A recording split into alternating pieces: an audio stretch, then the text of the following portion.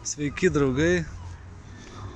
Sakau draugai, bet tenai dar nėra žiūrėtojų, kas iš vis klausosi, žiūri manęs. Nes realiai turbūt ir sistema pati taip veikia, kad jeigu nėra įdomus video, turbūt kažkaip perskaito ir tiesiog neplatina. Nes aš pats jaučiu, kad jie nėra gal įdomus, bet tiesiog keletą minčių norisi dadėti dėl pačios mitybos ir dėl mano čia challenge'o vadinamo, kur aš nesimaitinu cukrumi, nebeperku jokių saldžių dalykų.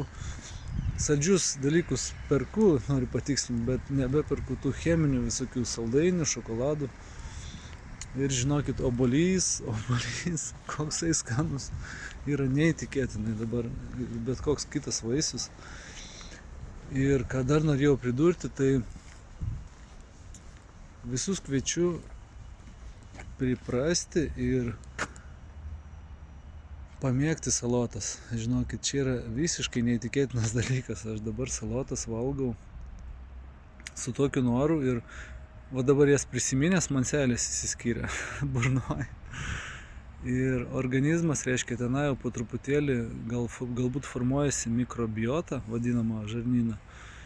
Ir jau natūraliai norisi būtent to dalyko, kuris yra geras ir naudingas kūnui, protui, sielai.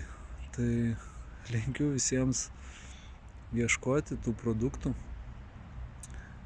kurie yra naudingi ir tiesiog priprast prie jų. Čia vat kaip mes esam pripratę prie duonos, galbūt miltinių patiekalų, kvietinių, tai juos visai nesunkiai galima pakeisti kitais ir priprast prie kitų sveikų.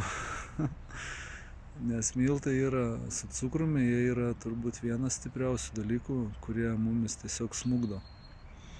Ir jeigu atkreipsite dėmesį į prekybcentrius, tai pamatysit, kad būtent cukrus ir miltai, jie labai stipriai tenai užakcentuoti yra ir žmonės su savo tais įpročiais, kurie yra jau iš senų laikų, iš kurių negali ištrūkti, tiesiog maitinasi per daug ir visko per daug.